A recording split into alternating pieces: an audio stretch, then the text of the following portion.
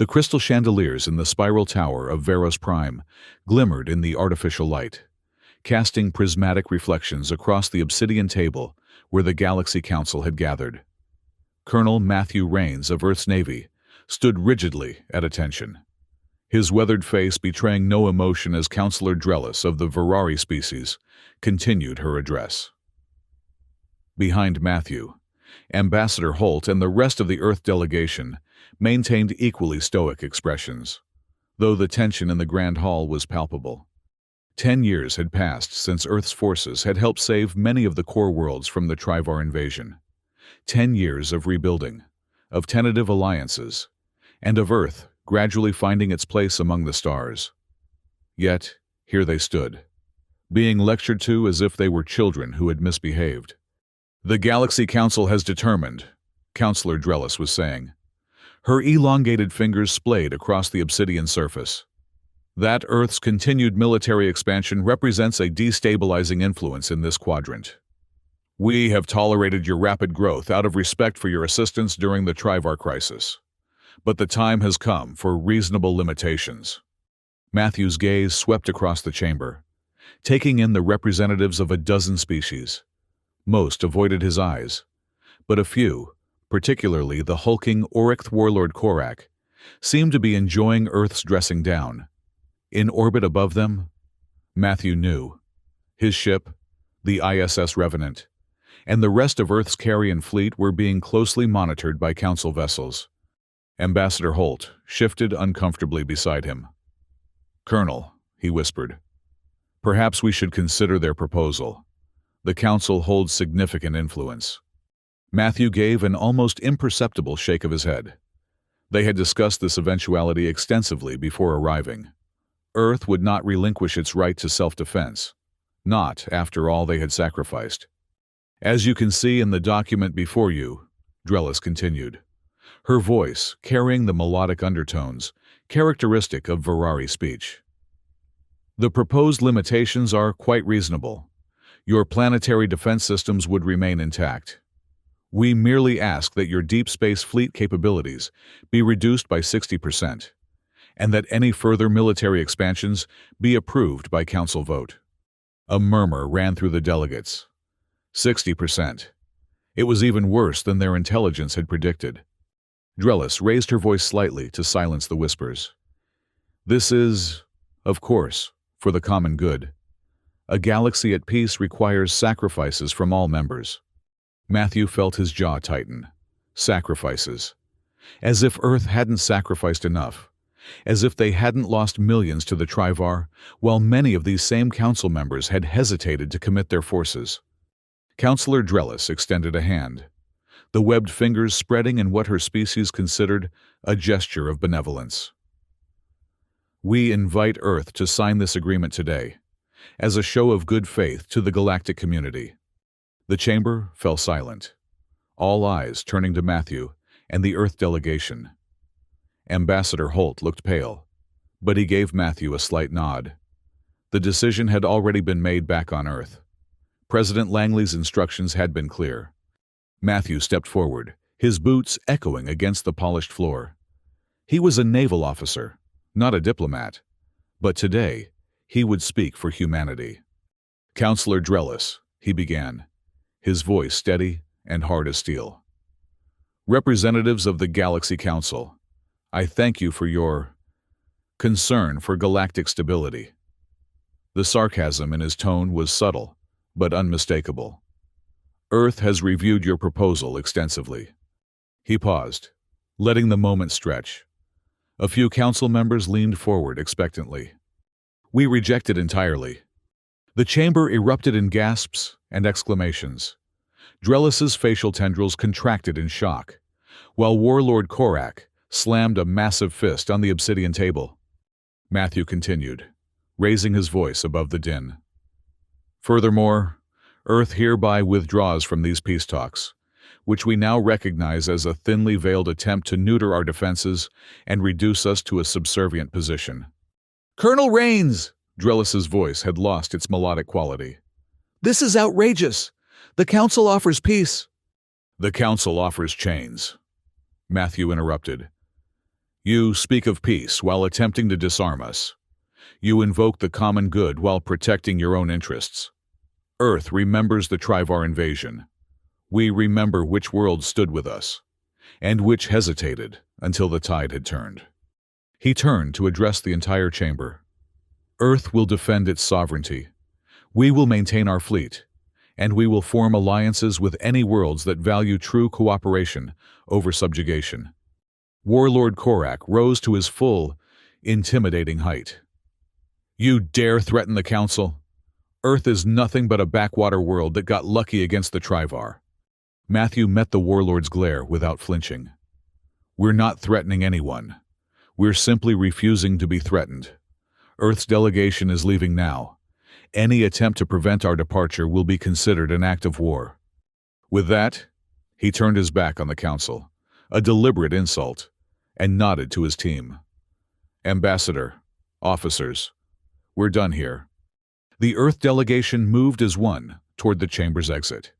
Matthew activated his neural implant, connecting directly to Commander Briggs aboard the ISS Revenant. Briggs, prepare for immediate departure. Alert the fleet. I suspect we may encounter resistance. The commander's voice came through with perfect clarity, thanks to the neural link.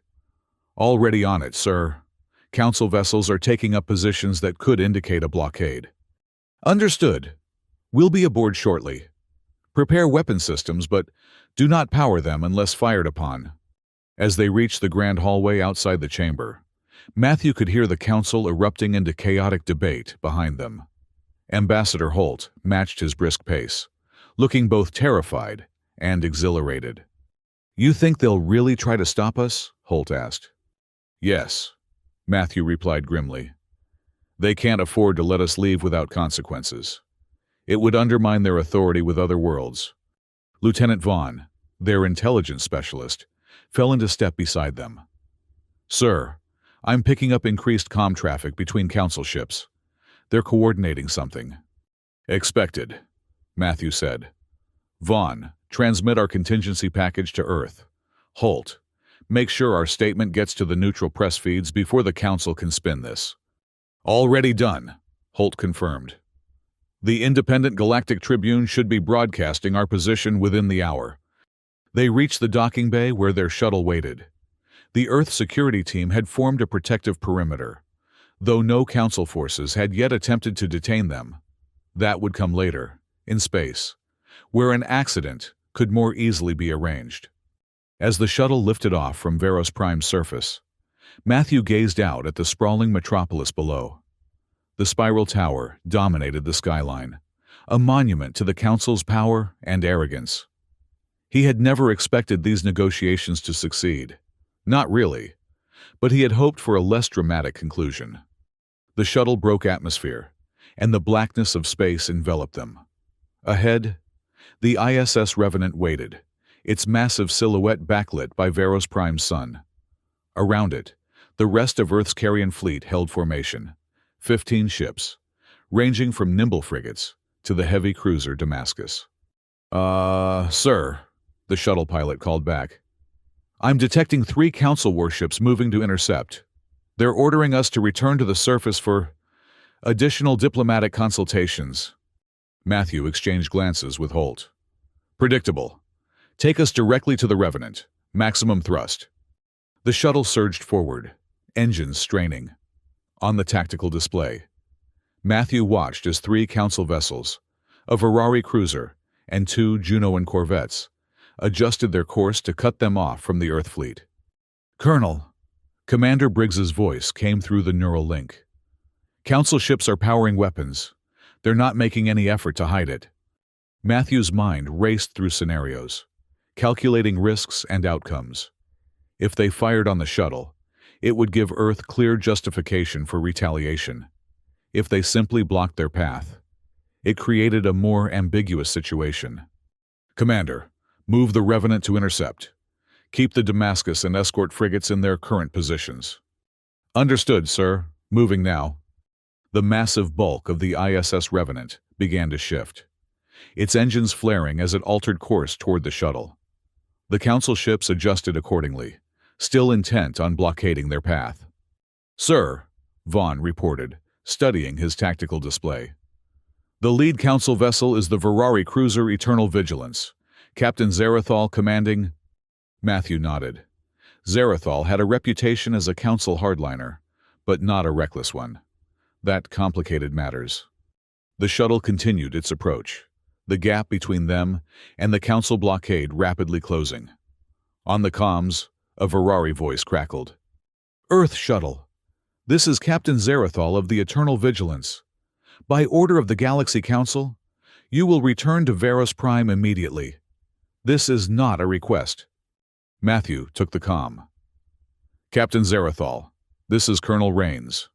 Your blockade constitutes an act of aggression against Earth diplomatic personnel. Stand down and allow us passage. That is not possible, Colonel, came the reply. The Council has ordered your return. The Council has no authority to detain Earth representatives against their will. I repeat, stand down. The shuttle continued forward. Now, less than a minute from reaching the Council blockade. The Revenant was closing from the other direction, creating a pincer that would soon meet at the Council ships. Matthew made his decision. Commander Briggs, target the Eternal Vigilance's propulsion systems. Prepare to fire on my command. Targeting, sir. Ready on your order. The moment stretched as the shuttle hurtled toward the blockade. Matthew could see the Eternal Vigilance clearly now, its elegant Ferrari design belying its deadly capabilities. Behind it, the two Junoan corvettes had spread out, creating a wider net. Final warning, Captain Zarathal. Matthew broadcast. Remove your vessels from our path. The response came immediately. We will open fire if you continue your approach. Colonel, the Council will not be defied. Matthew took a deep breath. Commander Briggs, fire. From the Revenant, brilliant streaks of energy lanced out, striking the Eternal Vigilance with surgical precision. The Ferrari cruiser shuddered as its port engine array exploded in a flash of blue light. Immediately, the ship began to list to one side, emergency systems activating to prevent a cascade failure. All ships. This is Colonel Rains. Matthew broadcast on an open channel. The Eternal Vigilance fired upon Earth's diplomatic shuttle, necessitating our defensive response. We have disabled their engines only. Any further hostilities will be met with escalating force. It was a lie, of course. The Vigilance hadn't fired first, but in the confusion, and with Earth's media already broadcasting their version of events, it would create enough doubt to matter. The Junoan corvettes hesitated, their captains clearly uncertain whether to engage without the Vigilance's lead. That moment of hesitation was all they needed. Full thrust, Matthew ordered the shuttle pilot. Take us through the gap. The shuttle surged forward, slipping past the disabled Ferrari cruiser. The Junoan vessels adjusted too late, unable to reposition in time to block their path. Within moments, they were past the blockade and approaching the Revenant's docking bay. As the shuttle settled onto the deck of the Revenant's hangar, Matthew felt the ship's engines engage, pushing them away from Veros Prime at maximum acceleration. The rest of the Carrion fleet fell into formation around them, a protective barrier against any further Council aggression. Ambassador Holt released a breath he seemed to have been holding since they left the Council chamber. That was closer than I'd have liked. Matthew nodded grimly. It's only beginning, Ambassador. The Council won't let this stand. We've just ignited a conflict that's been brewing for years. Earth is ready, Holt said with surprising firmness. The Council needs to learn we won't be bullied. They'll learn, Matthew agreed. But the lesson will be costly. For everyone. As they exited the shuttle, Commander Briggs was waiting, his expression tense but controlled. Colonel, we're receiving transmissions from multiple sources. The Council is claiming we fired without provocation. They've declared Earth's actions an act of war. Expected, Matthew replied. What's our status? All systems nominal. The fleet is in defensive formation and ready to make the jump to the Ardentia system, once we're clear of Veros Prime's gravity well. Good. And the Council fleet? Still in disarray, the vigilance is being assisted by the corvettes. No immediate pursuit, but long-range sensors show additional council vessels mobilizing. Matthew nodded. They'll follow, but cautiously. They didn't expect us to actually fire on them. He turned to Lieutenant Vaughn. What's the reaction among the neutral worlds? Vaughn consulted his datapad. Mixed, sir. Confusion mostly. The Ardentians have issued a statement of concern, but haven't condemned either side. Thesser and Helen remain silent. The smaller border worlds are watching closely. And Earth? President Langley has issued a statement supporting our actions and has put all Earth forces on high alert. The Sixth Fleet under Commodore Hale is moving to secure our colonial territories. Matthew absorbed this information, his mind already planning their next moves. The confrontation at Veros Prime had unfolded largely as expected. But the real challenge lay ahead. How the neutral worlds reacted would determine whether Earth faced the Council alone or with allies. Commander Briggs, set course for the Sigma Aerodani system. Maximum speed once we clear the gravity well. Briggs looked surprised. Sir, Sigma Aerodani is a border territory. Our orders were to rendezvous with the Sixth Fleet at Ardentia. Change of plans, Commander. I've just received intelligence that Oryx forces are mobilizing near Sigma Aerodani. They're likely targeting the human settlements there. Ambassador Holt's eyes widened. The Oryx are Council enforcers. They wouldn't attack civilians, would they? Matthew's expression darkened. They would if they wanted to send a message. The Council needs to demonstrate the cost of defiance, and quickly. Civilian targets are softer than military ones. Sir, Vaughn interjected, Sigma Aerodani has minimal defenses, mostly miners and agricultural colonists, if the Oryx hit them. Exactly why we're going there, Matthew said firmly. Send word to the Sixth Fleet. Tell them to continue securing our core territories. The Carrion Fleet will handle Sigma Aerodani. As the orders were relayed, Matthew made his way to the bridge. The Revenant hummed with activity, crew members moving with purpose as they prepared for what might come. News of the confrontation at Veros Prime had spread quickly, and Matthew could sense both apprehension and determination in his people. The bridge was a model of efficient design, with workstations arranged in concentric semicircles facing the main view screen.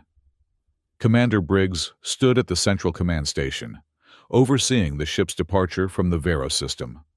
Colonel on the bridge, someone announced, and heads turned briefly before returning to their tasks. Status, Commander, Matthew said, taking his position. We'll clear the gravity well in approximately 7 minutes. All systems ready for jump. The fleet is in formation and awaiting your command. Matthew nodded, his gaze fixed on the tactical display showing their position relative to the Council forces. The disabled Eternal Vigilance remained near Veros Prime, but 6 other Council vessels had begun to move into pursuit formation. They're being cautious, Briggs observed, maintaining distance. They're waiting for reinforcements, Matthew replied, and precise orders. The Council won't risk another embarrassment. He turned to the communications officer. Any word from Sigma Aerodani? Nothing official, sir. But we're picking up increased civilian comm traffic. Lots of concern about Oryx ship movements. Matthew's suspicions were confirmed. The Oryx were moving faster than he'd anticipated. Inform all ships. As soon as we clear the gravity well, we jump immediately to Sigma Aerodani. Combat stations upon arrival. The bridge crew acknowledged the orders, and the atmosphere grew more tense. Everyone understood what they might be jumping into. 5 minutes to gravity well threshold, the navigation officer reported. Matthew took the moment to address the fleet. All ships, this is Colonel Rains. Our withdrawal from Veros Prime marks the beginning of a new chapter in Earth's relationship with the Galaxy Council. They sought to limit our sovereignty, to reduce our ability to defend ourselves and our allies. We refused. He paused, letting his words sink in. Now, Council forces appear to be targeting the civilian settlement at Sigma Eridani. We will not allow this. Earth protects its people, wherever they may be. Prepare for combat operations. Rains out. As the minutes counted down, Matthew reflected on the path that had led them here. Earth had fought its way onto the galactic stage, earned respect through blood and sacrifice during the Trivar War, only to find that the established powers had no intention of treating them as equals. Perhaps conflict had always been inevitable. Clearing gravity well threshold in 30 seconds, navigation announced. All ships, prepare for jump, Briggs ordered. The stars on the view screen seemed to stretch and then snap as the Revenant and its escort ships accelerated beyond light speed, leaving Veros Prime behind. The journey to Sigma Eridani would take just under 4 hours at maximum jump velocity, hopefully fast enough to make a difference. During the journey, Matthew reviewed the latest intelligence reports from Earth. President Langley had addressed the United Earth Parliament, framing the confrontation at Veros Prime as a necessary stand for human independence. The response had been overwhelmingly supportive, with even traditionally cautious factions backing the military action. More concerning were the reports from the border regions. Council-aligned media was characterizing Earth's actions as dangerous and provocative. Several minor trading partners had already suspended relations with Earth colonies, fearing Council reprisals. "We're approaching Sigma Eridani," Commander Briggs announced, interrupting Matthew's thoughts. "Dropping out of jump velocity in 3 minutes." "Battle stations," Matthew ordered. "Full sensor sweep upon arrival. I want to know exactly what we're dealing with." Throughout the ship, crew members moved to combat positions. Shield generators hummed to life, and weapon systems were brought to standby. The Revenant had been designed for precisely this kind of operation: fast response to threats against Earth interests. The view screen flashed as they dropped out of jump velocity, the stars resolving into their normal appearance. Immediately, the tactical display lit up with contacts. "Colonel," the sensor officer called out, her voice tight. "I'm reading 7 Oryx vessels in orbit around Sigma Eridani. They're deployed in attack formation. Energy signatures indicate weapons fire." Matthew's jaw clenched. "On screen." The main view screen shifted to show the green-blue sphere of Sigma Eridani. Around it, the angular shapes of Oryx warships were clearly visible, positioned over the planet's main settlement. Flashes of light indicated orbital bombardment. "They're targeting the colony," Briggs said, his voice cold with anger. "Direct strikes on the habitat domes." Signal the fleet," Matthew ordered. "Attack pattern Delta. Priority targets are any ships actively firing on the surface." The Carrion fleet spread out, each ship taking its assigned position in the formation. The Revenant, as the command vessel, took the center, with the Damascus and 2 heavy frigates forming the vanguard. "Oryx vessels have detected us," the tactical officer reported. "They're breaking off bombardment and turning to engage." "Open a channel," Matthew commanded. When the communications officer nodded, he continued. "Oryx vessels, this is Colonel Matthew Rains of the Earth Navy. You are attacking a civilian settlement in violation of all interstellar conventions. Cease fire immediately and withdraw from this system." The response came in the form of energy blasts from the nearest Oryx ship, streaking toward the Revenant, but dissipating harmlessly against its shields. "So be it," Matthew said grimly. "All ships, engage. Protect that colony." The space around Sigma Eridani erupted in combat. The Revenant surged forward, its main batteries firing in precision salvos at the lead Oryx vessel. The Damascus and its escort frigates spread out, creating a wall of firepower that forced the Oryx ships to divide their attention. "Target their weapons arrays," Matthew ordered.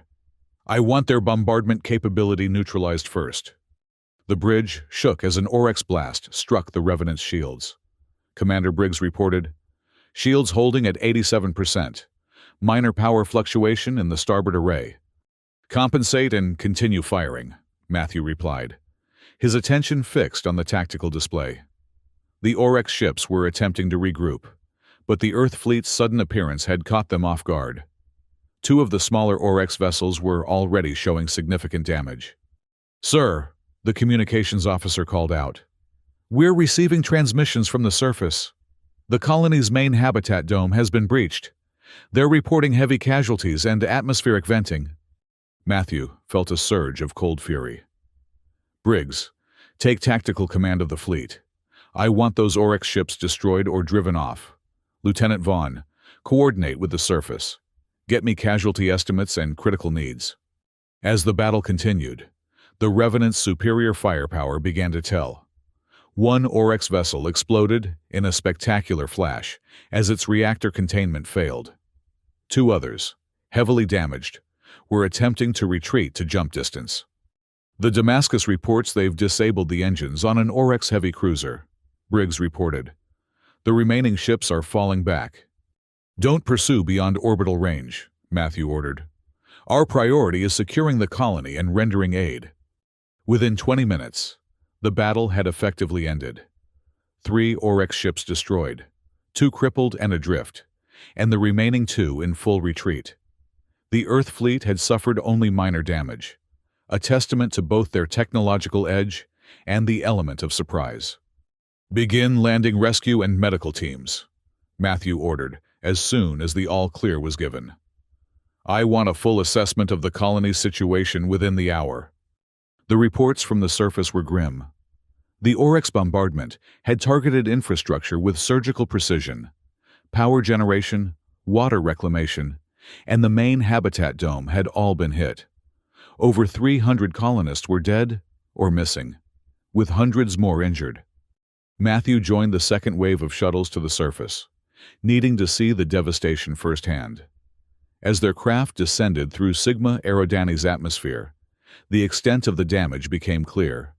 Smoke rose from multiple locations in the main settlement, and the habitat dome, a structure designed to maintain Earth-like conditions, was visibly fractured, emergency force fields barely containing the atmosphere.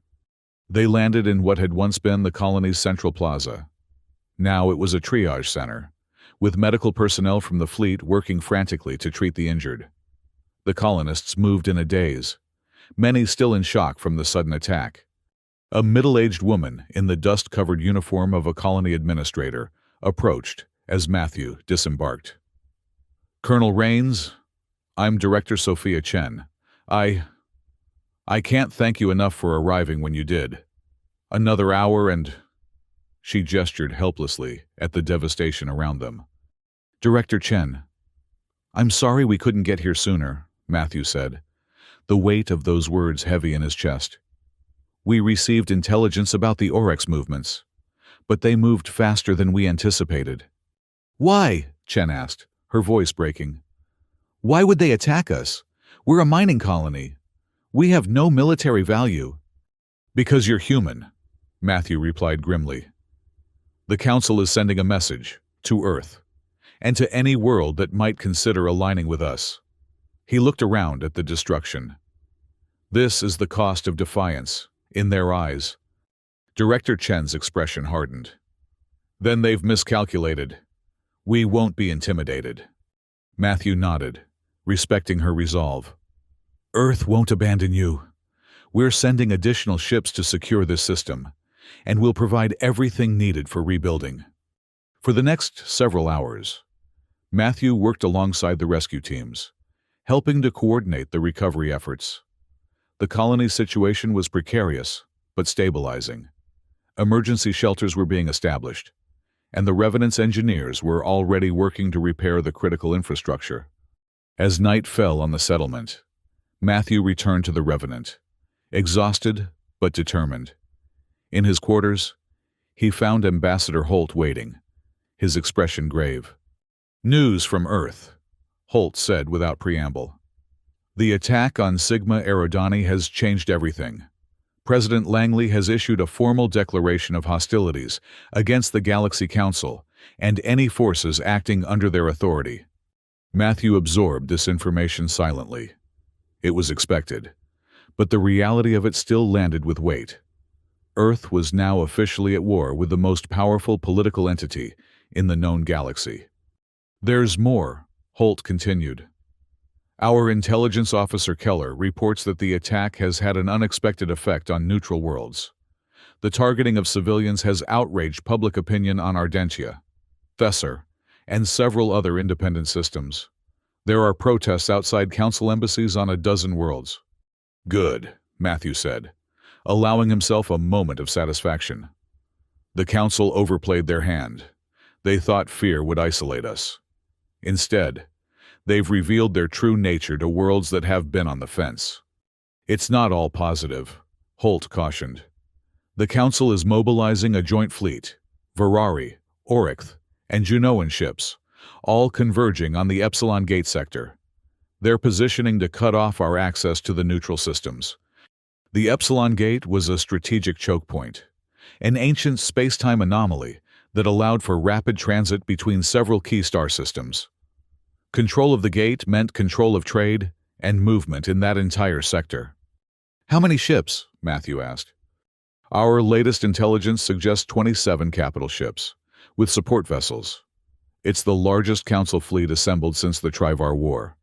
Matthew considered this information. The Carrion fleet alone would be outnumbered nearly 2-1. Even with the 6th Fleet, they would be facing a formidable enemy. We need to secure the Epsilon Gate before they can establish position, he decided. Contact Commodore Hale. The 6th Fleet is to rendezvous with us at the following coordinates. He sent the data through his neural implant. And reach out to our contacts on Ardentia and Thesser. It's time to see if their outrage translates to actual support. Over the next 48 hours, as the Revenant oversaw the securing of Sigma Eridani, Matthew coordinated the gathering of Earth's forces.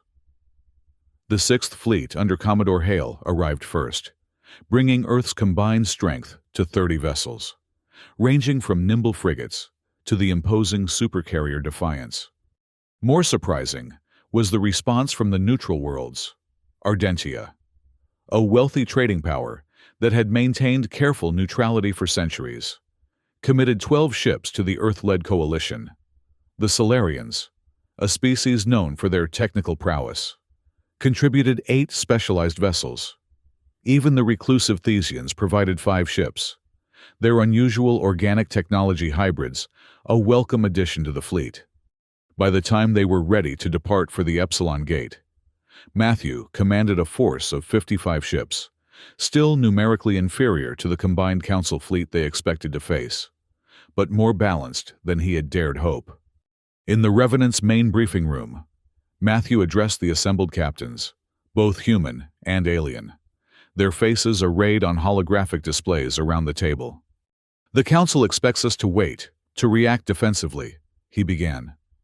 They believe their blockade of the Epsilon Gate will force us to either attack at a disadvantage or withdraw to our core territories. We will do neither. He activated the tactical display, showing the Epsilon Gate sector and the projected positions of the council fleet. Our intelligence indicates their forces are still assembling. They've committed significant resources, but they're coming from disparate locations. This gives us a narrow window of opportunity. The display shifted, highlighting a specific approach vector. We will make a coordinated jump to these coordinates, arriving ahead of their main force. The Defiance battle group will secure our flank here. He indicated a position offset from the gate itself. The Ardentian and Solarian contingents will deploy in this formation, creating a containment perimeter. One of the Ardentian captains, her holographic image flickering slightly, spoke up. This positions us directly between the arriving council ships and their reinforcements. We'll be caught in a potential crossfire. Precisely, Matthew confirmed. But it also prevents them from coordinating their forces. We'll engage each group individually, starting with whoever arrives first. Our objective is not to destroy their fleet, but to fragment it and secure control of the gate. The captains discussed the tactical details for another hour, refining the plan and addressing contingencies. There was tension in the exchange. Many of these species had never fought together before, but also a growing sense of common purpose. As the meeting concluded, Commodore Hale, a veteran of the Trivar War, lingered behind. "Bold plan, Matthew," he said, once they were alone. "High risk, high reward." "The Council expects caution from us," Matthew replied. "They think we'll be defensive, reactive. That gives us our only advantage." Hale nodded thoughtfully. "The neutrals are committing more than I expected, especially the Ardentians. They've avoided conflict for 3 centuries. The attack on Sigma Eridani changed the equation. Many worlds have suffered under Council guidance, while telling themselves it was for the greater good. Seeing civilians deliberately targeted has shattered that illusion." "Let's hope it's enough," Hale said. "We'll have our work cut out for us at the Epsilon Gate." The journey to the Epsilon Gate took 16 hours at maximum jump velocity. During that time, Matthew received constant updates from Earth's intelligence network. The Council was indeed mobilizing its combined fleet, but internal disagreements about strategy had delayed their full deployment. There were even rumors of dissent within the Council itself, with some members questioning the wisdom of direct military action against Earth. Sir," Lieutenant Vaughn reported as they approached their destination. "Latest intelligence confirms that the Varkari battlecruiser Implacable will be leading the Council fleet. Admiral Zarathal commanding—" Matthew raised an eyebrow. "Zarathal, the same captain from the Eternal Vigilance at Veros Prime." "Yes, sir. Apparently, he's been promoted. The Council is portraying him as a hero who survived an unprovoked Earth attack." "Interesting choice," Matthew mused. "Zarathal has a personal stake now. He'll be looking to restore his honor after our encounter." The tactical implications were significant. A commander seeking personal vindication might be more aggressive, less cautious. It could work in their favor, or create additional dangers. "Approaching jump exit coordinates," the navigation officer announced. "All ships reporting ready for synchronized drop to normal space." Matthew took his command position. "Proceed. Combat stations upon arrival." The Revenant shuddered slightly as it dropped from jump velocity. The stars on the view screen shifting from streaks back to points of light. Immediately, the sensor arrays swept the surrounding space, building a tactical picture. Sir," the sensor officer reported. "The Epsilon Gate is approximately 800,000 kilometers ahead. I'm detecting multiple ships already in position around it." Matthew frowned. "Council forces? They weren't supposed to be in position yet." "Negative, sir. Configuration doesn't match Council designs. They appear to be Ardentian and Solarian signatures." Before Matthew could process this information, a communication request came through. The view screen shifted to show the elegant features of an Ardentian commander. "Colonel Rains," she said, her voice melodic but firm. "I am High Captain Larissa of the Ardentian Defense Force. We took the liberty of securing the gate approaches ahead of your arrival." Matthew couldn't hide his surprise. "High Captain, this is unexpected. Our intelligence indicated you would be joining us at the rendezvous point."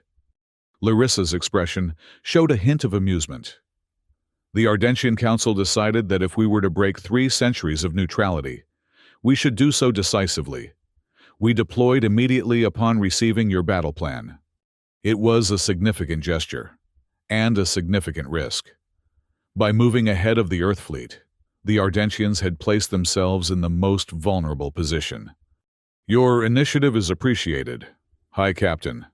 Please transmit your current deployment pattern so we can integrate our forces effectively." As the data came through, Matthew saw that the Ardentians and their Solarian allies had established an impressive defensive perimeter around the gate itself. Their ships, while fewer in number than the Earth fleet, were positioned with tactical precision that spoke of careful planning. "Commander Briggs," Matthew ordered, "adjust our approach. Move the Revenant and the Damascus group to reinforce the forward position. Have Commodore Hale's group maintain the original flanking strategy." The Earth fleet spread out, merging with the already established defensive formation. Within an hour, Their combined forces had created a formidable barrier around the Epsilon Gate, one that any approaching Council fleet would have to contend with. "Sir," Lieutenant Vaughn called out, his voice tight with urgency. "Long-range sensors are detecting multiple ships dropping out of jump velocity. Council signatures confirmed." "On screen," Matthew ordered. The view screen shifted to show a distant section of space, where flashes of light indicated ships returning to normal space. The tactical display updated with identification markers as the sensors analyzed each vessel. 27 capital ships confirmed, Vaughn reported. "Matching our intelligence estimates, formation indicates they're preparing for a direct assault." Matthew studied the approaching enemy fleet. Their formation was aggressive, clearly intended for a frontal engagement rather than a prolonged blockade. It seemed the Council had abandoned subtlety in favor of overwhelming force. "They're not even hailing us," Commander Briggs noted with surprise. "Standard protocol would be to demand our withdrawal before engaging." "They're past diplomacy," Matthew replied grimly. "This is about demonstrating power now. Open a fleet-wide channel." When the communications officer nodded, Matthew addressed the combined Earth and neutral forces. "All ships, this is Colonel Rains. The Council fleet approaches with hostile intent. They have chosen to forego even the pretense of diplomacy. Their message is clear: submit or be destroyed." He paused, letting that sink in. "Our message in return will be equally clear. Maintain formation, concentrate fire on designated targets. They expect us to break and run. We will not. Today, we defend not just Earth's interests, but the principle that no power has the right to dominate through force alone. Reigns out." As the Council fleet drew closer, their intentions became unmistakable. Their weapon systems were active, and their formation tightened into an attack wedge. "They'll be in weapons range in 3 minutes, Briggs reported. Matthew made his decision. "Target the Varkari battlecruiser Implacable. All available ships. Coordinated fire once they enter optimal range. Let's remove their command ship early." The order was relayed throughout the fleet. Weapon systems locked onto the massive silhouette of the Implacable, which led the Council formation like the tip of a spear. 2 minutes to weapons range, Tactical announced. "The Council fleet is accelerating." "Hold position," Matthew ordered. "Let them come to us." The seconds ticked by in tense silence. On the view screen, the Council ships grew larger, their details becoming more distinct. The Implacable was an impressive vessel, nearly twice the size of the Revenant, its hull adorned with the distinctive patterns that marked Varkari military ships. 1 minute to weapons range. Council ships are launching fighter squadrons. Matthew nodded to Briggs. "Launch our fighters. Defensive screen pattern." From the Earth carriers, swarms of smaller craft emerged, forming a protective layer between the main fleet and the approaching enemy. The Ardentian ships followed suit, their elegant fighter craft taking position alongside the Earth squadrons. 30 seconds to weapons range. Matthew felt the familiar calm that always came to him in these moments. Time seemed to slow, his mind processing tactical data with crystal clarity. "All ships," he ordered. "Fire on my mark." The Council fleet entered optimal firing range, their own weapons preparing to unleash destruction. "Fire!" From across the combined fleet, energy weapons and missile systems activated simultaneously. The concentrated barrage streaked across space toward the Implacable, a devastating wave of firepower that overwhelmed even the advanced Varkari shields. Explosions blossomed across the battlecruiser's hull as systems failed catastrophically. The Council fleet's formation faltered as their lead ship shuddered under the assault. Secondary explosions indicated critical damage to the Implacable's power core. "The Implacable is losing structural integrity," Vaughn reported, unable to keep a note of satisfaction from his voice. "Their command and control systems are failing." Without waiting for the enemy to recover, Matthew pressed the advantage. "All ships, break by squadrons, engage designated targets.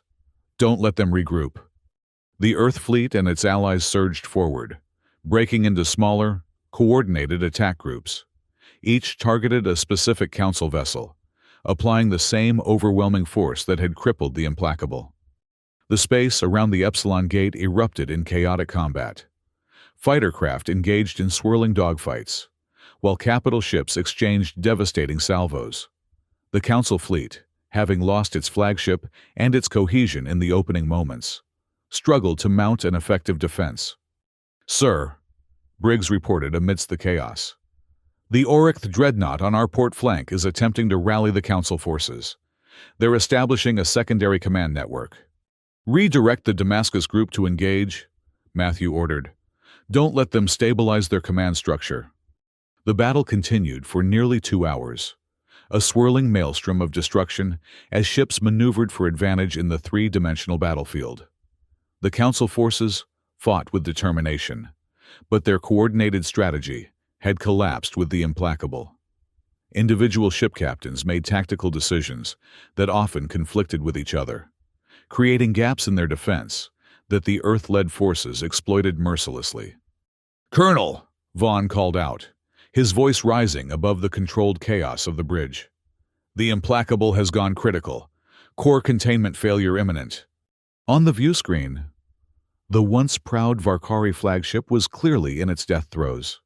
Its elegant hull had been torn open in multiple places, and a telltale bright glow emanated from its central section, the unmistakable sign of a failing power core. "All ships, clear the blast radius," Matthew ordered. "Repeat, all ships withdraw from the Implacable's position immediately." Across the battlefield, Earth and Allied vessels adjusted their course, pulling back from the doomed Varkari ship. Many of the Council vessels, still struggling with compromised communications, were slower to react. The Implacable's destruction, when it came, was spectacular and terrible. Its power core released its energy in a blinding flash that momentarily overwhelmed the view screen's filters. When visibility returned, a rapidly expanding sphere of debris marked where the massive ship had been. Several nearby Council vessels that had failed to withdraw in time showed significant damage from the blast. "Sir," Briggs reported, his voice tight with controlled excitement, "Council formations are breaking up. Multiple ships are attempting to withdraw from the battle." Matthew watched as the tactical display confirmed it. The Council fleet was fracturing, individual captains making the decision to retreat rather than continue a losing battle. Without central command, without the flagship that had symbolized their united purpose, their will to fight was evaporating. "Maintain pressure," Matthew ordered. "Don't pursue any ship that withdraws beyond the gate perimeter, but ensure they can't regroup within the system." Over the next hour, the battle transformed from a desperate clash into a controlled rout. Council ships retreated in disarray, some jumping to light speed immediately, others limping away on damaged engines. The Earth fleet and its allies held position around the Epsilon Gate, maintaining the security of their hard-won prize. When the last Council vessel had withdrawn or surrendered, Matthew finally allowed himself to relax slightly. "Damage and casualty reports," he requested. Commander Briggs compiled the data from across the fleet. "We lost 7 ships total, 3 Earth vessels, 2 Ardentian, 1 Solarian, and 1 Thesian. Approximately 800 personnel confirmed lost." His voice grew slightly less formal. "It could have been much worse, sir." Matthew nodded grimly. Every loss was significant, but against the combined might of the Council's fleet, they had achieved a victory that many would have thought impossible. "And the Council losses?" 11 ships destroyed, including the Implacable. 8 severely damaged and unable to jump. We're taking those as prizes. The remainder withdrew in various states of damage. It was a decisive victory by any measure. The Council had committed a significant portion of its military might to this battle, and that force had been shattered. "Open a channel to all ships," Matthew ordered. When the communications officer nodded, he continued, "To all vessels of the combined fleet, this is Colonel Rains. The Epsilon Gate is secure. The Council fleet has been defeated. This victory belongs to all of us: Earth, Ardentia, Solaria, Thesia, and every world that stood with us today. He paused, choosing his next words carefully. But our work is not finished. The Council will regroup. They will try to spin this defeat, to rally their remaining forces. We must be prepared for their response. All damaged ships will proceed to the Ardentian shipyards for repair. All others will maintain position here at the gate. We have won a battle, not the war. As he concluded the transmission, Ambassador Holt approached from the rear of the bridge, where he had observed the battle in silence. "Impressive victory, Colonel," he said quietly. "Earth will be celebrating when news reaches them." "Celebration can wait," Matthew replied. "We need to consolidate our position and prepare for the Council's next move." Holt nodded, but there was a gleam in his eye. "Our intelligence officer Keller reports that news of the battle is already spreading through the neutral systems. The destruction of the implacable is being seen as a symbolic event, the shattering of Council military supremacy." "Symbols matter," Matthew acknowledged. "Especially now. How are the Council worlds reacting?" "Confusion, mostly. The Council's propaganda network is struggling to explain the defeat. There are reports of public demonstrations on some of the less controlled worlds." Matthew considered this. Public opinion had never been a major factor in Council decision-making. But a military disaster of this magnitude would have political repercussions even in their controlled society. "We need to capitalize on this momentum," he decided. "Not just militarily, but diplomatically. Contact President Langley. It's time to present our terms." Over the next several days, as the combined fleet secured the Epsilon Gate and tended to its wounded, the political landscape of the galaxy began to shift. News of the Council's defeat spread rapidly, undermining their carefully cultivated image of invincibility. Worlds that had hesitated to oppose the Council openly began to reconsider their positions. Most significantly, the internal cohesion of the Council itself showed signs of fracturing. The Tarkin Technarchs, who had long provided technological support to the Council military, publicly questioned the wisdom of continuing the conflict. Several minor Council species began making diplomatic overtures to Earth, seeking to distance themselves from the hardliners. On Veros Prime, Councillor Drellis called an emergency session of the Galaxy Council. The chamber that had once hosted the confrontation with Earth's delegation now witnessed a bitter internal struggle as various factions sought to assign blame for the military disaster. Warlord Korak of the Orycth led the Hawk faction, arguing for committing all remaining military resources to crush Earth before more neutral worlds joined them.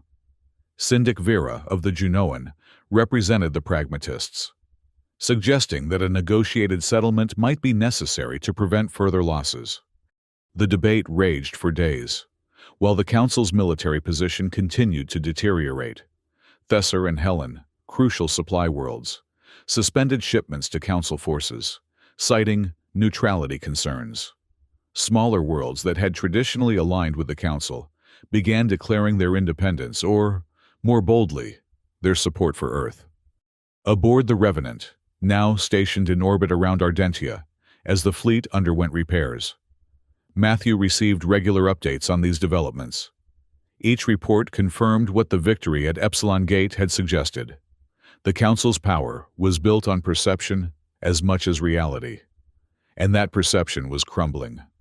"Colonel," Lieutenant Vaughn reported during one briefing, "we've received a transmission from President Langley. Earth is mobilizing additional forces, but they're also preparing a diplomatic initiative. The President wants to offer the Council terms before we advance further." Matthew nodded thoughtfully. "Smart move. A path to peace makes us look reasonable and gives the Council moderates leverage against the hardliners." "There's more, sir. Intelligence suggests that the Varkari are withdrawing ships from several outlying systems, consolidating their forces around Veros Prime. They appear to be preparing for a potential attack on their home system." This was significant news. The Varkari were the original architects of the Galaxy Council, and Veros Prime was both its symbolic and administrative center. If they were preparing to defend it, they truly feared an Earth-led assault. "What about the other Council species?" Matthew asked. Mixed responses. The Oryx are continuing aggressive operations in some sectors, but with limited coordination. The Junoan have pulled back to their core systems. The Tarkan Technarchs have officially declared neutrality as of 6 hours ago. The fragmentation of the Council alliance was proceeding even faster than Matthew had anticipated. Without their united front, without the myth of their invincibility, the underlying tensions between the member species were rising to the surface. Sir," Commander Briggs interjected. "Message from High Captain Lyrissa. The Ardentian Council has voted to formally ally with Earth. They're offering their shipyards and resources for the duration of the conflict." Another significant development. Ardentia's wealth and industrial capacity would be a tremendous asset, and their formal alignment would likely influence other neutral worlds. Matthew made his decision. "Inform all fleet commanders.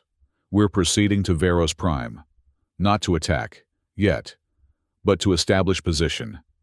If the Council wants peace, they'll negotiate more seriously with our ships in orbit around their capital."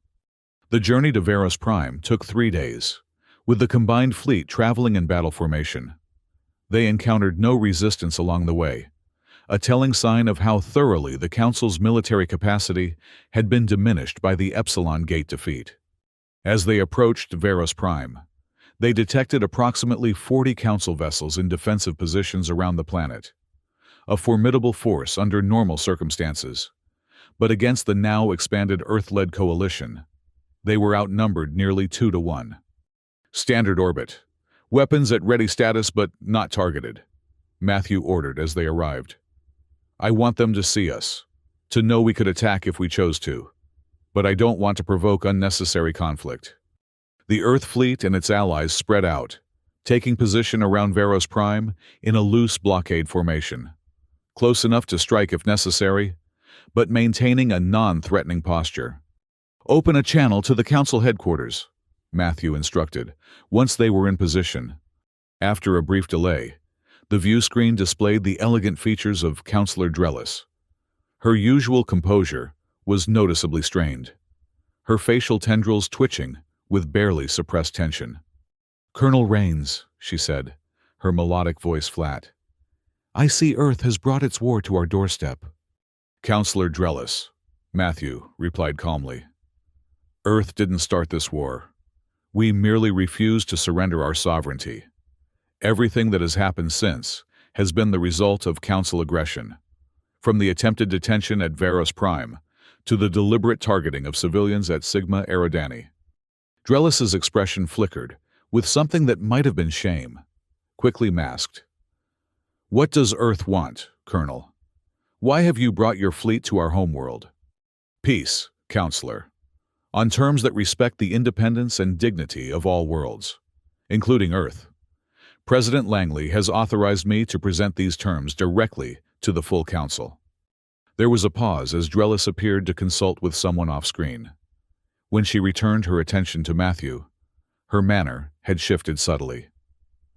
"The Council will convene in 1 standard hour to hear Earth's terms. You may present them via this communication channel." Matthew shook his head. "Not acceptable, Counselor. I will present our terms in person, in the Council chamber, just as you presented your demands to us. The difference is that our terms will be just and equitable." Another pause. Longer this time. The power dynamics had shifted dramatically since their last encounter in that chamber, and Drellis clearly recognized it. "Very well," she finally conceded. "You may bring a small delegation. You will be granted safe passage to and from the Spiral Tower." "Thank you, Counselor. I look forward to a productive discussion." As the communication ended, Ambassador Holt approached Matthew. "Risky move, going down there in person." "Necessary symbolism," Matthew replied. "They need to see that we're not afraid, that we come as equals, not conquerors." 1 hour later, Matthew led a small delegation, Ambassador Holt, Commander Briggs, and representatives from the Ardentian and Solarian allies, into the same council chamber where this conflict had begun. The obsidian table still dominated the room, but the atmosphere could not have been more different. The council members, once confident and dismissive, now watched the Earth delegation with wary eyes. Several seats around the table were conspicuously empty, the Tarkin technarchs among them, having withdrawn from the council entirely. Councillor Drellis rose as they entered. Colonel Rains, Ambassador Holt, representatives of Ardentia and Celeria, the Galaxy Council recognizes your delegation and is prepared to hear Earth's terms. Matthew stepped forward, placing a data crystal on the obsidian table. It projected a holographic document that hovered in the air for all to see. The terms are straightforward, he began. First, the Galaxy Council will formally recognize the full sovereignty of Earth and all its colonies. No restrictions on our military or civilian development will be imposed. He paused, noting the grim acceptance on most council faces. This demand, which had seemed so outrageous to them just weeks ago, was now inevitable. Second, the Council will formally acknowledge its responsibility for the unprovoked attack on Sigma Eridani and will provide reparations to the families of those killed and injured. This caused some shifting and murmured objections, particularly from Warlord Korak, but no one voiced outright opposition. Third, the Council structure itself will be reformed. No single species or bloc will hold veto power. All member worlds will have equal voting rights, and decisions affecting sovereign worlds will require their explicit consent. Now the objections were more vocal. This demand struck at the very foundation of Council power, the hierarchical structure that had allowed the founding species to dominate for centuries. Matthew continued despite the growing tension. Fourth, all trade restrictions and embargoes against Earth and its allies will be lifted immediately.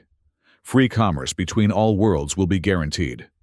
He paused, allowing the Council members to absorb these terms before delivering the final point. Fifth, and most importantly, the Council will publicly admit its blunder in attempting to coerce Earth through military means. This acknowledgement will be broadcast throughout the galaxy as a commitment to a new era of genuine cooperation rather than domination. The chamber erupted in chaotic debate. Warlord Korak slammed his massive fist on the table, bellowing objections. Several other council members engaged in heated arguments amongst themselves. Councillor Drellis, however, remained silent, her eyes fixed on Matthew with an unreadable expression. When the noise subsided somewhat, Matthew spoke again. These terms are non-negotiable. Earth's fleet remains in orbit around Veros Prime, and our allies grow more numerous by the day. The old order is ending, councillors. You can help shape what replaces it, or you can be swept aside by it. Drellis finally rose, silencing the remaining objections with a gesture. The Council requests time to consider these terms in private. Matthew nodded. You have 6 hours, Councillor.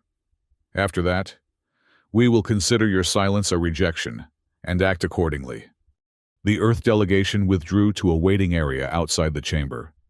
As the doors closed behind them, Ambassador Holt let out a long breath. Bold terms, Colonel, especially that last one, demanding they publicly admit their mistake. Pride is at the core of their power structure, Matthew replied. If they can swallow their pride enough to admit error, they might be capable of genuine change. If not, he left the implication hanging. And if they reject the terms, Commander Briggs asked quietly, then we demonstrate that our fleet in orbit isn't merely for show, Matthew said grimly. But I don't think it will come to that. They've lost too much already. Even Korak must realize that continuing the fight means risking everything. The 6 hours passed slowly. Occasionally, raised voices could be heard from within the council chamber, suggesting heated debate continued. Finally, the doors opened, and a council aide invited them to return. The chamber felt different somehow, subdued, perhaps, or resigned.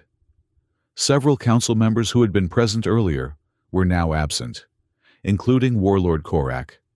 Councillor Drellis stood alone at the head of the obsidian table.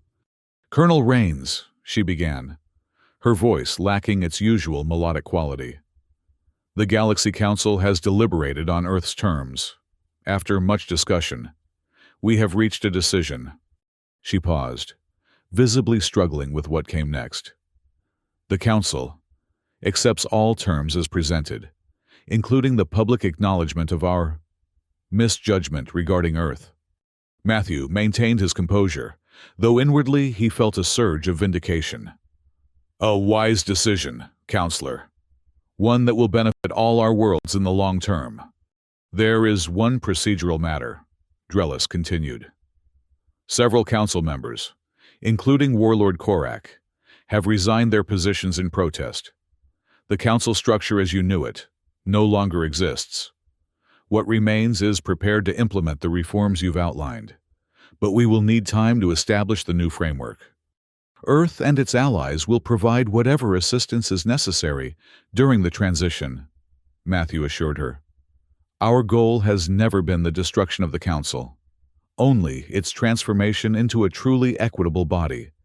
Drellis nodded, a complex emotion flickering across her features. "The formal surrender document is prepared.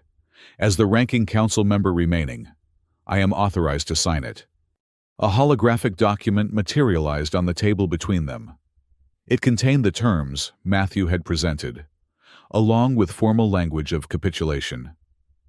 Drellis pressed her palm to the document, leaving her biometric signature.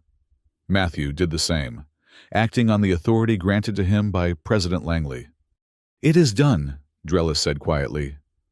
"Thousands of years of council history ended in a moment." "Not ended," Matthew corrected her.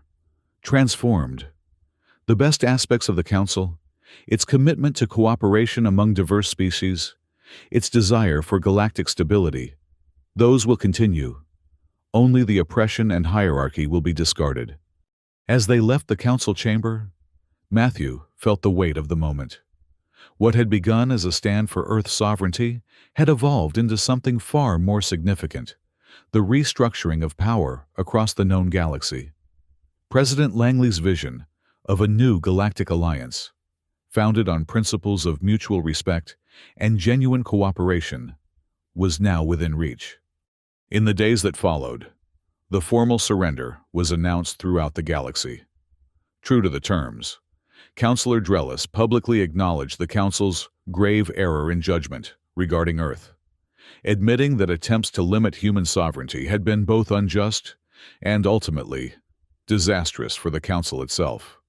The response across the galaxy was profound. Worlds that had long chafed under Council dominance now openly aligned with the emerging Earth-led alliance. The Tarkin Technarchs, having declared neutrality during the conflict, now offered their technological expertise to the new galactic order. Even some former Council hardliners began tentatively engaging with the transition process, recognizing that their future lay in adaptation rather than resistance. 1 month after the surrender at Veros Prime, President Langley addressed representatives from over 100 worlds gathered on Earth. Her speech, broadcast across the galaxy, outlined the charter for the new Galactic Alliance, a truly democratic federation where each world, regardless of size or history, would have an equal voice. "The era of domination is over," she declared to thunderous applause. "The era of partnership has begun. Earth did not fight for supremacy, but for the right of all worlds to determine their own destiny. That right now extends to every member of our galactic family." Aboard the ISS Revenant, still orbiting Veros Prime as part of the Transition Security Force, Matthew watched the broadcast with mixed emotions. The victory was complete, the outcome better than anyone could have reasonably expected. Yet, he felt a strange melancholy as he gazed out at the planet below, where the spiral tower still reached toward the stars. Commander Briggs found him there, in the observation deck, long after the broadcast had ended. "Historic day, sir," he said, joining Matthew at the viewport. Earth leading a galactic alliance. Who would have thought it possible a few months ago? Not the Council, certainly, Matthew replied with a slight smile. You don't seem as celebratory as I'd expect, if you don't mind my saying so. Matthew was silent for a moment, gathering his thoughts. We won, Briggs. We won completely.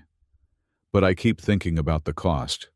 The colonists at Sigma Eridani, the crews we lost at Epsilon Gate, the Council species whose economies are now in turmoil. He gestured toward Veros Prime. Peace treaties are signed with grand ceremonies and flowery speeches. But lasting peace, that's built day by day, decision by decision, and it's fragile. Briggs nodded slowly. You think there will be more conflict? I think human history suggests that power structures don't transform without aftershocks.